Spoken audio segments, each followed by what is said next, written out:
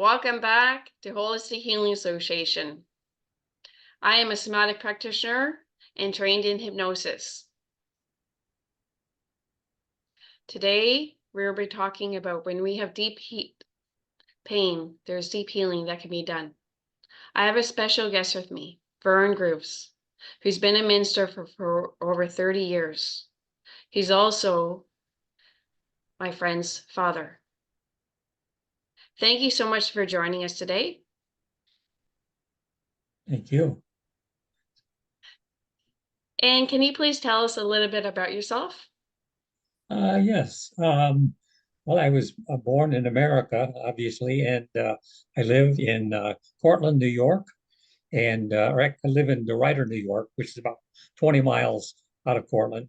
My wife and I have lived here for 25 years, and 22 years. But I served in the same church in this town in DeRuyter for 21 years. And before that, I was in a couple of other churches.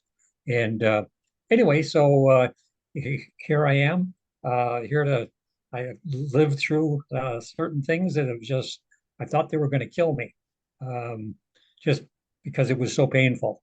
But I've made it. Here I am. And it's just part of life, and life is good at this point. So thank you for hosting this interview and appreciate the opportunity. Well, thank you for joining. And would you like to tell us about your journey? I can do that. Yeah, my particular journey of grief and trauma was about, well, let me think, it was 20, 28, 29 years ago when my ex-wife, my wife at that point, when she decided to leave me um, for another man, and it totally unglued my world. I didn't know it was happening until I confronted her on it, and discovered that she was already sleeping with and had already made arrangements to leave. And I didn't know all that. I suspected it, but I didn't know it. She'd not told me. So I confronted her on it, and I asked her. And she said, "Well, you don't know who?" I said, "It doesn't matter whether I know or not. I want you to tell me." Wanted her to tell me. It was really, for me, that was important. I didn't want to play a guessing game. I wanted to hear her tell me what was going on, with who it was, and all of that. So she did. And then I got very angry. Just felt probably the one time in my life I felt so um, full of rage. That's all I can describe it. I could feel it physically fill me just like that fast. How did that And feel like? uh, How how did the did that feel? rage feel like It in your just, body? it filled me up. I feel like it started in my core, and it just filled my whole chest area. And and then I said, "Get the fuck out of my bed." And and she did. And she went into the bathroom, and I got up out of bed, and I went to the bathroom. In the house we were living in at that point, the door opened, and the the stool was right behind the door. I kicked the door with my foot, and I said again, "Get out." I was so mad. So she did. She ended up and she left. And then, of course, two daughters were at home. One had just recently graduated from high school, and then your friend, my daughter Katie, she was in the other room, and she wanted to know what's going on. And so it ended up she left, and so all of a sudden we went into Katie's. I think if I remember right, we went into Katie's room, and she was sitting there just kind of rocking back and forth, just crying.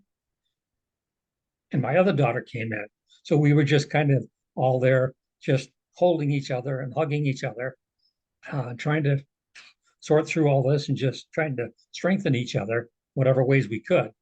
And and it ended up we finally settled down enough. Nobody knew what was going to happen um, exactly. So we went to sleep and went to bed, and that was the beginning of the trauma. Well, the trauma began much earlier, but that was really where it kind of came together. And come to find out, my oldest daughter, she had known that my wife was going to leave. At that point, she had confided in my oldest daughter what she was going to do, um, which I was like, wow, this is a 18-year-old girl. You are telling your daughter what you're going to do, that you're going to leave your father. That's a I mean, very it young just, age. yeah, yeah, it just didn't make any sense. I thought, this is crazy, you know? So anyway, the next day I went and I sought out a friend of mine who was another pastor that I knew. And so I got I told him what had happened. And well, at first I went to his house and I said, we need to talk. I said, let's just walk and talk. He said, okay. So we walked, I don't remember where we walked down the road somewhere. And so we were talking and I told him what happened. And he said, and I said, I just don't know what to do. He said, well, he said, probably the best thing would be, just make it very clear that, that you want to work this out, if that's what you want to do, that you do want to work it out. But there's certain requirements in order to work it out. Certain requirement one would be that says, well, okay, you're willing to go to counseling together. If that was, and but she needed to quit her job because she was working for her boss, and her boss was her lover. And so he said, and you need to tell her that she needs to quit her job, and that you're willing to go to counseling together to see if you can work this out. Well, I took his counsel and I tried applying that. Well, it did no good. Uh, but that was the counsel he gave me. And I thought it sounded reasonable. Said, okay, I'll try that, see what happens. And And I that, read your book. uh, Sorry, I read your book. And I know, what's this man's name? uh, Your friend? Roger, Roger. Roger, He sounds like a very good friend that was yes, very loyal to you throughout the whole process. yes, yes. I haven't seen him in years. He moved to California, but yes, he's a very good friend. I figured he had wise counsel, I thought, and was willing to, offer the counsel that he best thought would apply to that situation.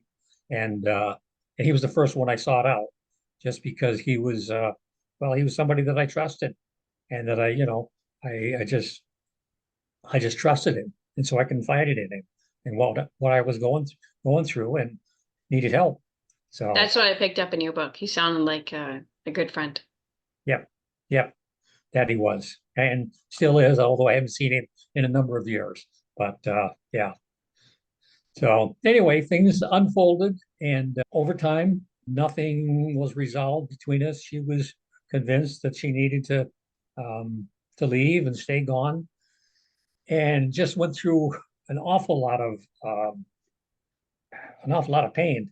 I guess best way to describe it. And in fact, I've heard it said that you're better off.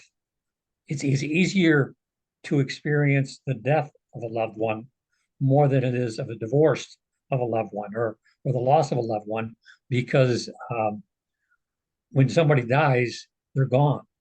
They're no longer on the planet. But when you divorce someone, they're still around and you still see them sometimes. And so therefore the pain is more, well, visually, it's there with you.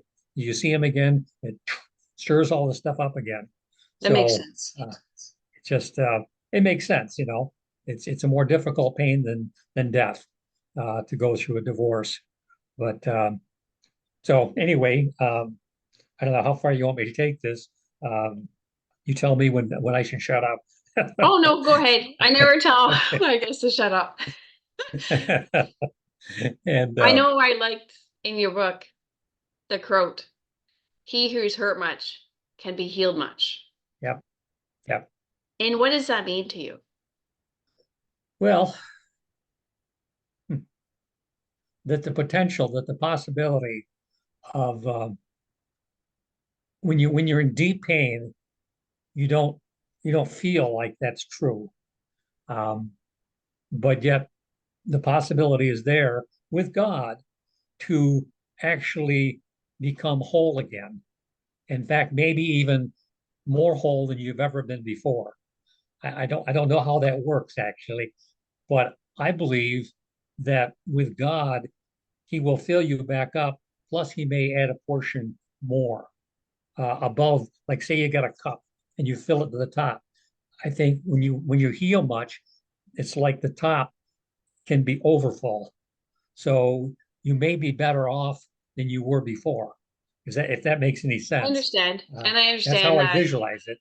I understand. I believe that at times when we go through great suffering, when we go through it and we're able to heal,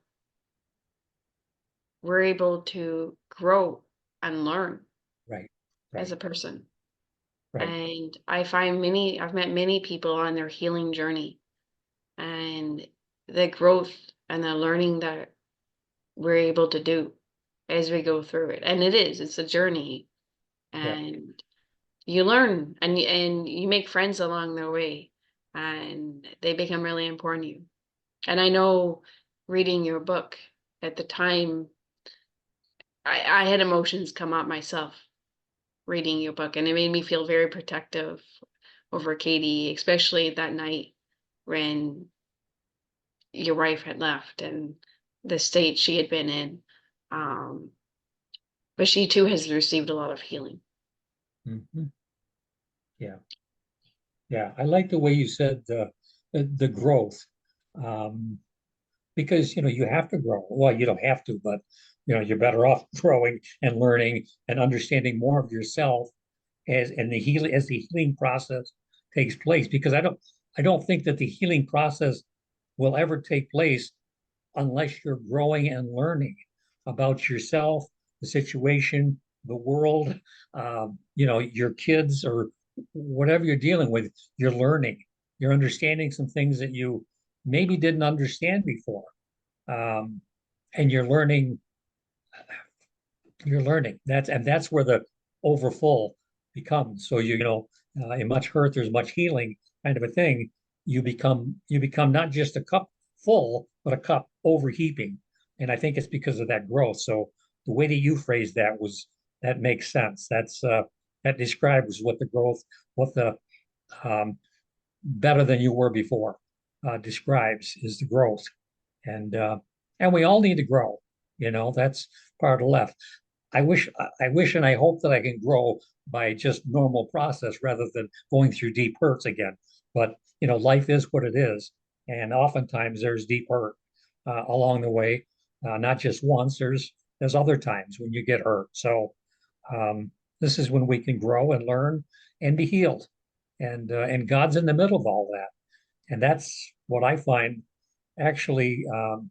Well, in fact, I think you can become more. We can connect with people better when we've been through hurt because we understand not somebody else's pain, but we understand what pain is like and why it is so painful, why it hurts so much, and how people act because we know we've acted out of our own pain. Therefore, we can understand other people and how they act in their pain. And when they do certain things, somebody say, "Well, I can't believe they do that." It's kind of like, I can believe that, you know, just because you understand from your own experience that, you know, you can do some things that you maybe wouldn't have done before just because of what you've gone through and the things you've learned that not only about yourself, but human nature and the way that it can go, the way that we go. So, I agree. I agree. And I know personally, before I went through my major trauma, I was like throughout my whole life, in a sense, I was like living under a rock. hmm, somewhat sheltered, didn't really know the world too much. Um, and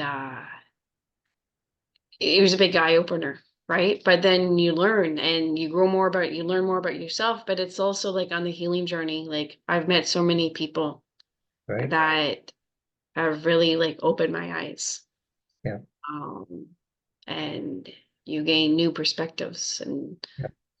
it's a challenge. It Yes. challenges you for sure. But I also believe when we experience great pain,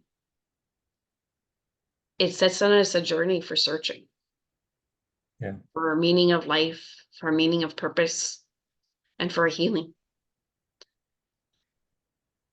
And how did you receive your healing? What did you do? Well, I ended up, because I was a minister, or still am, but I started looking at scripture. That was one thing, and different books in the scriptures that where God's people had gone through a lot of suffering. And so one place I remember looking at was Jeremiah, the prophet, and in fact, he's known as the weeping prophet. And so I remember reading through his book, and I remember reading through the book of Lamentations, and that's another, lament, very sorrowful, sad, and what to do during the time of great loss, and I remember that. I remember going. I used to, before I went through this, I used to do grief counseling. I used to lead grief counseling groups. So I ended up going to some more grief counseling groups where you're with other people, and just realizing that okay, I was helping others with this. Now I need help with this, and so you have to go through that kind of stuff, and just um, I tend to write stuff down.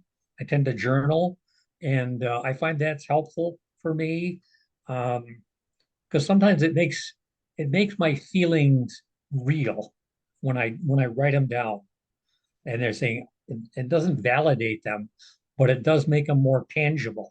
It's like, okay, I'm feeling sad today. Write that down. Ah, yes, I was sad yesterday. I wrote that down. I know what that sadness felt like. So it kind of reminds me of what it felt like, during those times. And obviously that book that you read, or the manuscript, um, I wrote that. It was quite a while afterwards, but because it never leaves you, it becomes part of your journey, and and that's okay. In fact, that's good. Without having that peace, I wouldn't be who I am, and that's true for all of us. The things we go through are the things that really shape us into the people that we become, and the journey's not over yet. So there's more yet, you know, I'm going to become more yet than what I am already. And yeah, that just writing and reading and grief counseling, all those things really help me. Um, Embracing people, getting, um, embracing my kids, and just being part of their lives. And they were very supportive. Um, I know they struggled a lot with it, understandably. Um, so yeah, those are the things that I did, that were helpful to me. Probably did some things that maybe weren't helpful, but I know I too personally, when I was going through my trauma, my big trauma, I started writing everything down because it was looping in my head. I couldn't get it out of my head, couldn't get it out of my head. But when I wrote it down, it was like filing it away. So mm, it gave some sense of relief and peace, that it wasn't totally just looping and looping and looping. When we were writing, a good thing to do is also resourcing.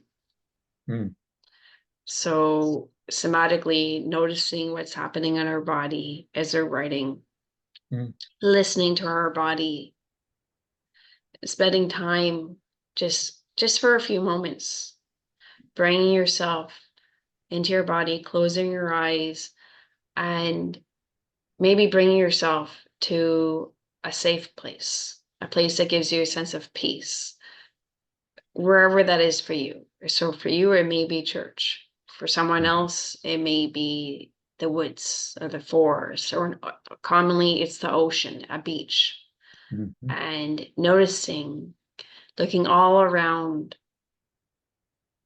and using all your senses and seeing where everything you see, everything you hear, you may hear the birds chirping, what you smell, you may smell the fresh air. For me, I know I'll bring myself to a meadow, I'll bring myself to a dock with a big open lake in northern Canada, in the beautiful sky.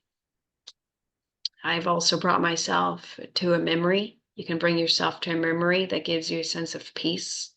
So I'll be running with my two dogs along a river trail, and you see the big pine trees, and I smell the pine trees, and my dogs are off leash, and it makes me feel safe and accepted and at peace. So it's just bringing yourself as you're journaling to that sense of a place that you feel peace, and just stopping. So maybe even before you start journaling, resource, start your journal a little bit. Again, go back to your resource, go back into the writing, go back into the resource. So like pendulating, right? Back and forth. And so you're just doing it with a sense of safety, and you're not pushing it, doing a little bit at a time. And that's how healing can also happen, is creating safety and just feeling into our emotions a little bit at a time, right? Letting ourselves process. So it's almost like turning on a tap. So we can start with a resource, and then we can turn on the tap and just start journaling a little bit, and then turn it off and maybe go back into our resource, our safe space. And then to start journaling again, turning on the tap, go back and forth. Okay.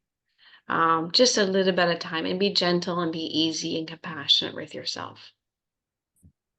And what advice would you give to our viewers that are experiencing grief? And I believe personally, there are many different ways we can experience grief. Like you said, like it could be, commonly it's that somebody died, but it's not always that. It could be that we got a divorce, right? It could be we lost a friend. It could be that we lost an animal.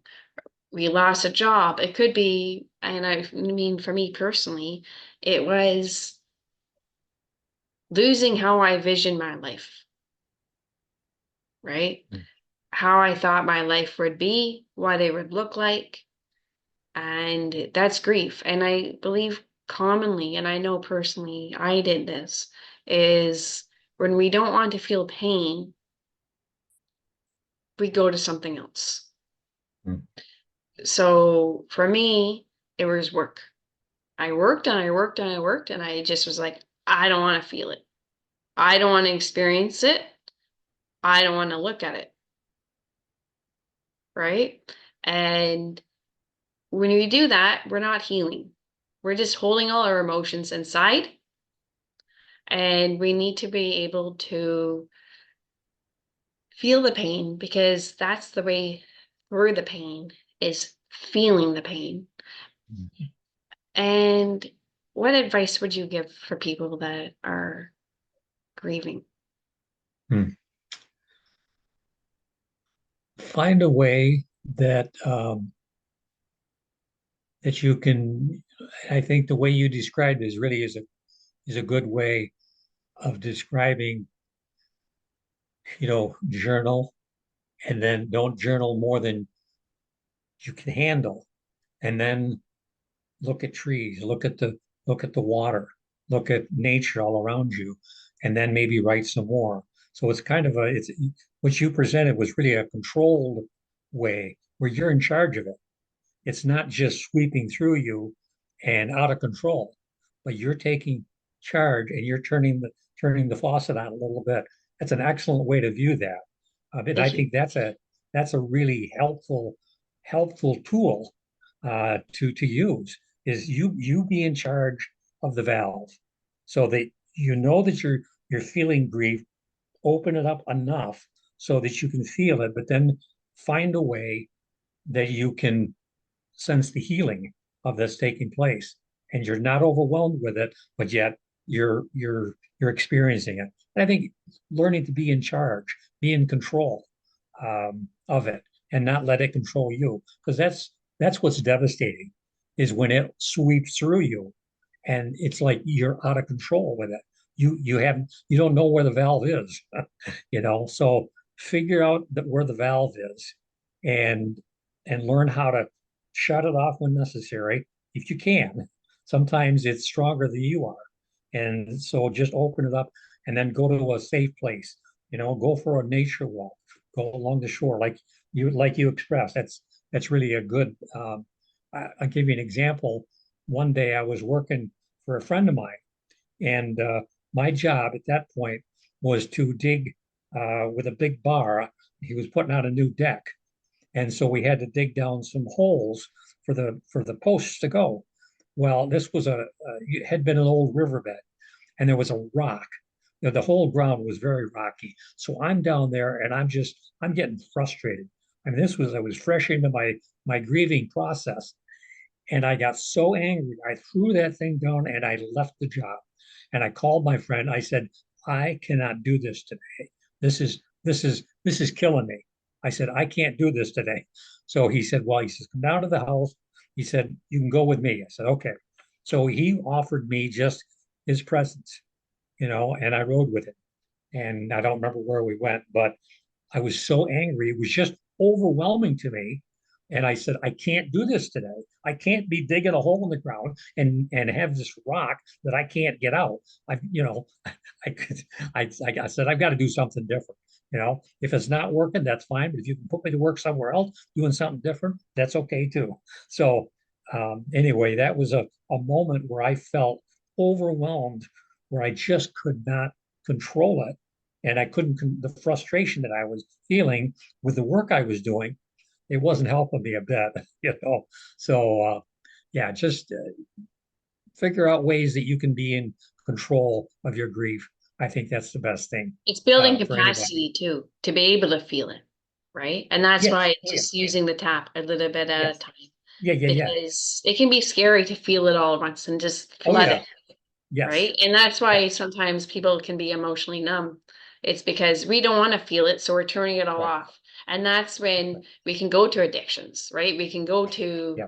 drinking, we can go to drugs, we can go to overworking, we can go to overeating, Right. watching TV, social media, right? There's so Yeah. many ways of addiction. I mean, society can frown on drug addiction and drinking addiction. However, there's many other different types of addiction and Right. society can praise it, but it's all we're coming from the same place, and that's pain. So we Right. need to be able to go through the pain, Yeah. but a little bit at a time, right? Yeah. And be able to build the capacity and do it with safety Yeah. and being gentle and compassionate with ourselves. Yeah.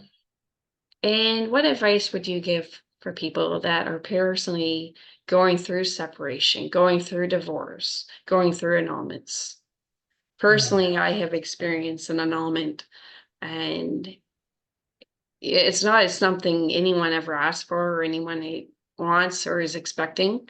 And it's a game changer, and it can bring a lot of pain and a lot of grief, mhm. and it changes your life, Yeah. impacts you significantly.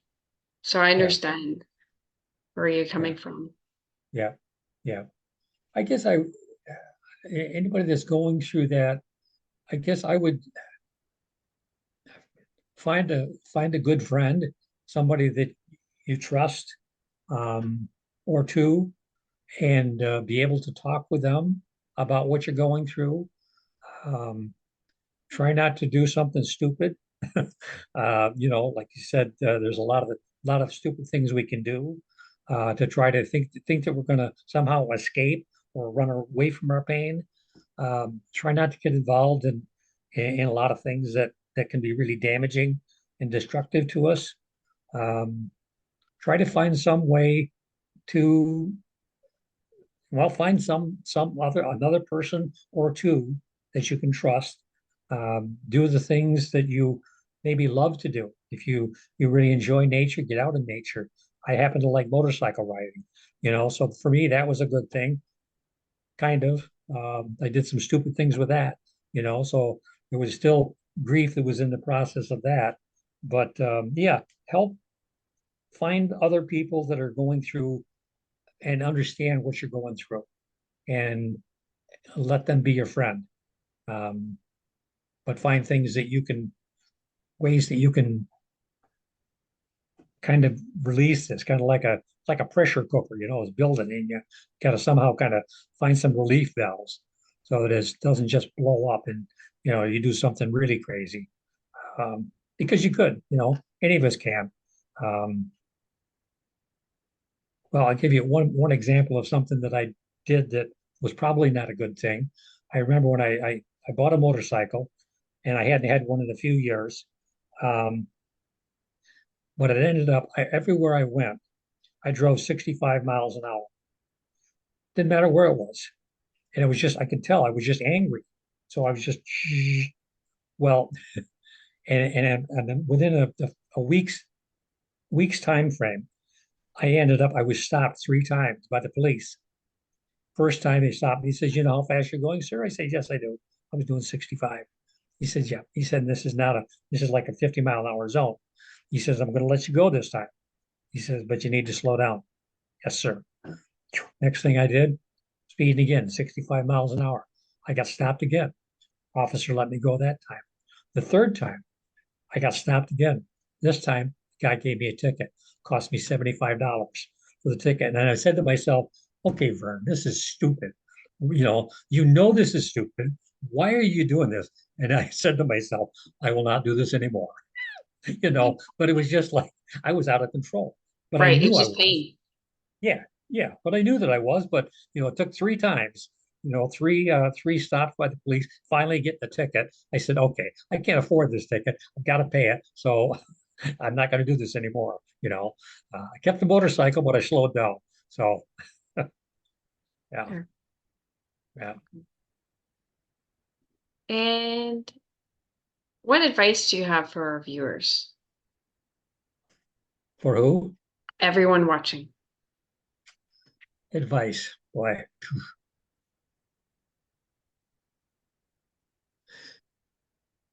there's going to be times of pain. That's my first advice.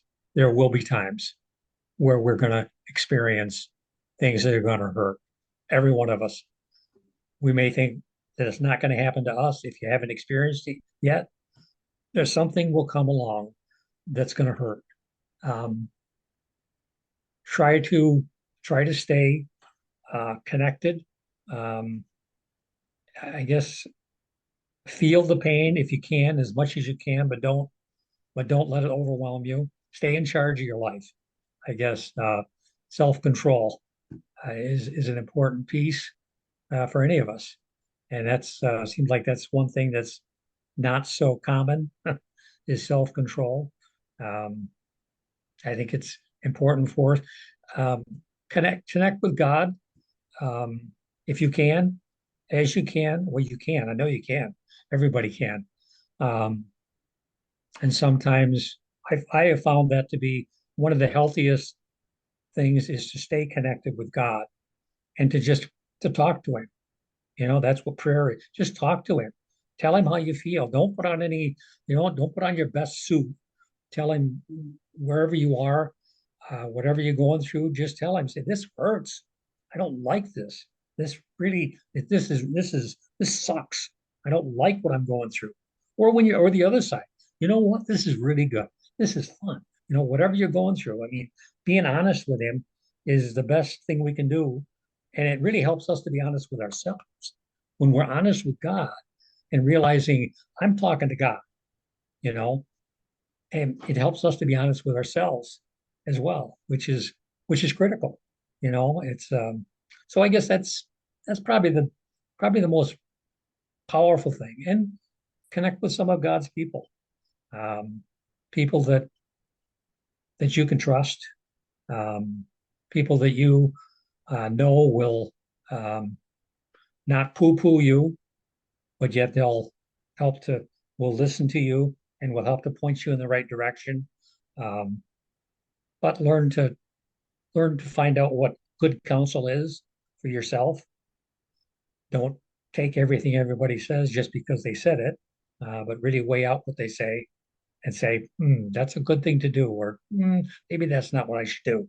I find too, when I was going through, well, my whole life, but in the hardest times, God's always still there. Yeah, Everyone can desert you, but God's still there.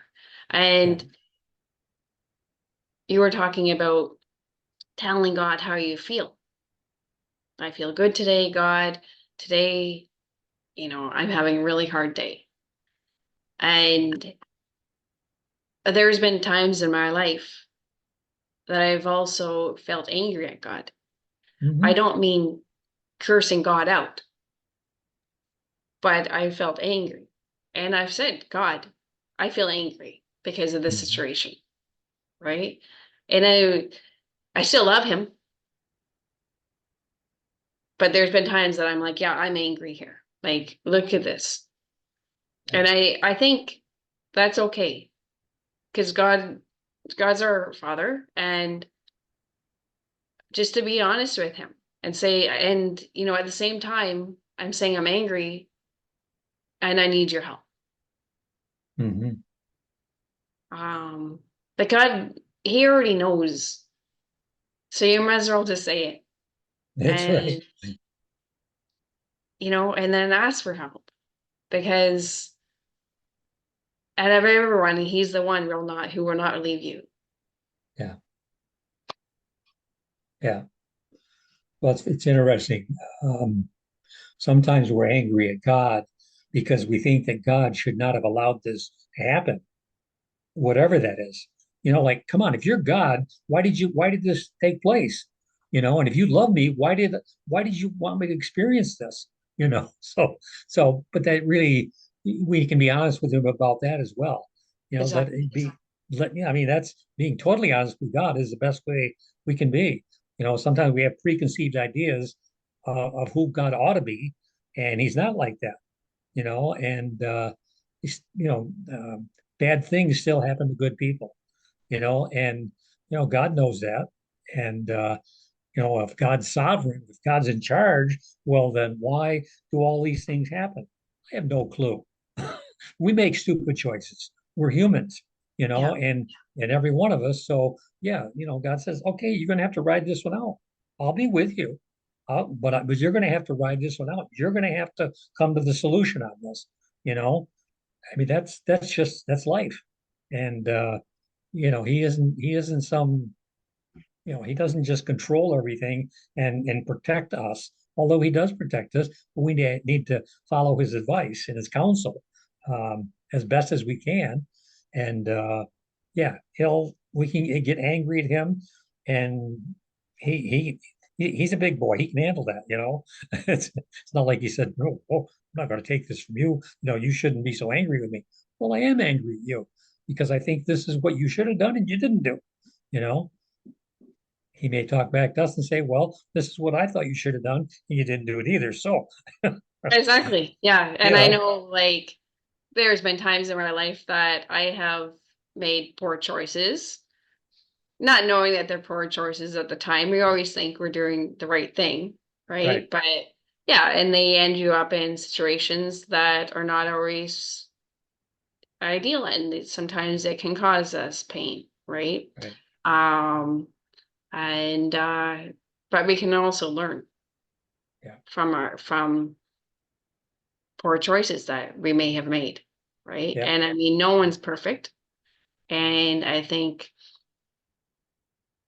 if we're all honest, we've all made poor choices because we don't always know what the right choice is. We're just Right. trying our best. Right. And sometimes mistakes will happen. Yep. Yep. Yep. Could be mistakes that hurt us and hurt others. And you don't know that until the hurt comes up. It's like, oh, maybe this wasn't a good choice, kind of a thing. So yeah, Exactly. yeah, Because we're all learning and we're all growing.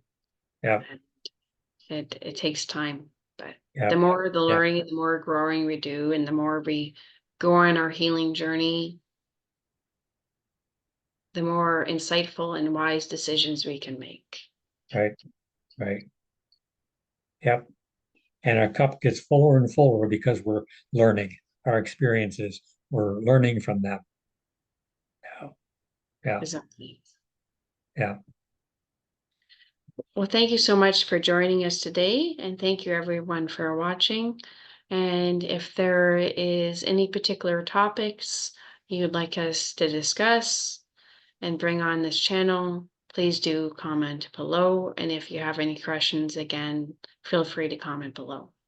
Thank you. It was very much honored to have you on. I have a very high opinion of your daughter. She's a very good soul. Yes, yes, I agree. Yeah, thank you, Erin. Thank you. Appreciate all that you do.